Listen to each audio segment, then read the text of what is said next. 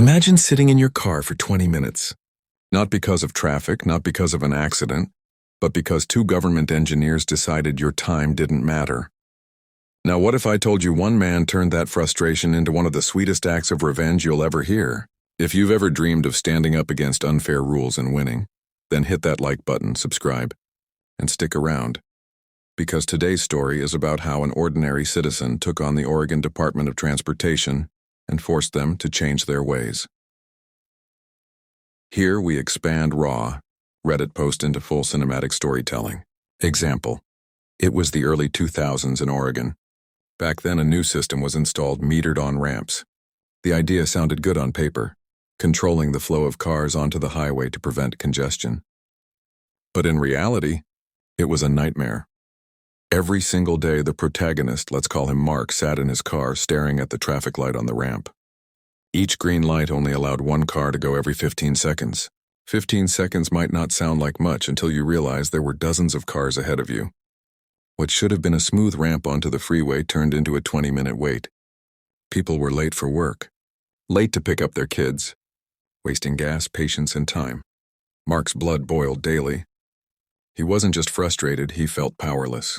Every morning he gripped the steering wheel tighter, his knuckles white, his jaw clenched. The sound of engines idling, the smell of exhaust fumes, it all became part of his personal hell. He complained. He called, he left voicemails. And eventually, he even got one of the engineers on the phone, but nothing changed. To Mark, it felt like the government didn't care. They were happy to waste his time, after all, they weren't the ones stuck in line. Then Mark discovered something interesting. It wasn't the city. It wasn't the county. The culprits were two ODOT traffic engineers, the very people who had set that ridiculous 15-second interval.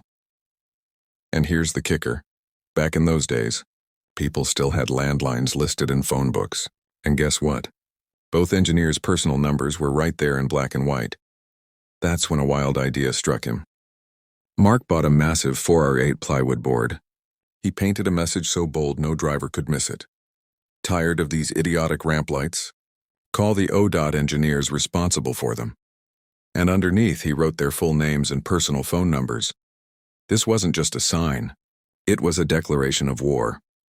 For 2 days straight, from 4 p.m. to 6 p.m., the peak of rush hour, Mark stood at the side of that cursed ramp, holding the giant sign for everyone to see. Drivers honked in support. Some laughed. Others cheered. And countless angry, frustrated drivers finally had a target for their rage. On the third day, one of the engineers called Mark directly. His voice was shaky, desperate. He pleaded, "Please, please take the sign down." Mark's reply? Cold and firm, "Fix the lights." "You'll stop with the sign?" The engineer begged. "Fix the lights." The very next day, ODOT sent out a survey crew to count cars. And the day after that, like magic, the light cycle was changed from 15 seconds to just 3 seconds. The nightmare was over. Justice was served. Mark later said it best. When dealing with government, they don't care unless you hold them personally accountable.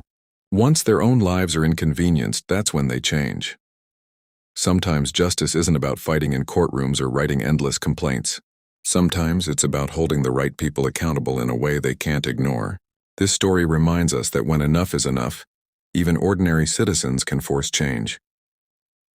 If this story gave you chills, smash that like button and share your thoughts in the comments. What's the most satisfying revenge you've ever seen or experienced? And don't forget, subscribe to the Payback Room for more stories where justice is served, one sweet revenge at a time.